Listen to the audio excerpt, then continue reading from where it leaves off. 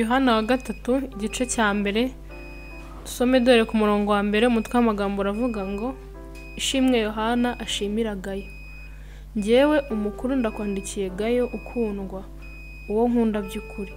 Ukundwa ndagusabira kugira ngo ugubwe neza muri byose, ube mutaraga nk'uko umutima wawe uguwe neza. Kuko nishimiye cyane ubwo bene data bazaga bagahamya uburyo ushikamye mu kuri ukakugenderamo. Nta cyantera umunezero waruta uwo kumva ko abana banjye bagendera mu kuri. Ukundwa ukiranuka mu byo ukorera bene data byose kandi ari abashyitsi. Bahamije urukundo rwawe mu maso y'itorero, uzaba ugize neza nubaherekeza neza nk'uko bikwiriye ab'Imana. Kuko bavuye iwabo ku bw'izina rya Yesu ari ntacyo batse abanyamahanga. Nicyo gituma dukwiriye kwakira neza abameze batyo kugira ngo dufatanye gukorera ukuri.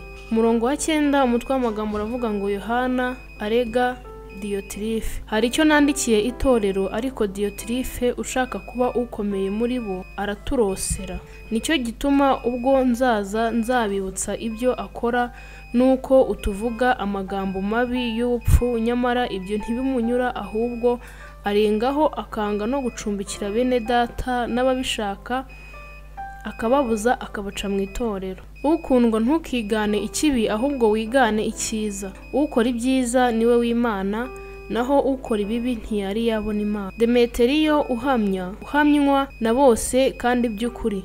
Ubwoko buramuhamya, natwe turamuhamya. Nawe uzi yuko ibyo duhamya ari byo. Nari mfite byinshi byo kukwandikira, ariko sinshaka kukwandikishiriza wino n'ikaramu, ahubwo niringiye kuzabonana vuba tukavugana duhanganye.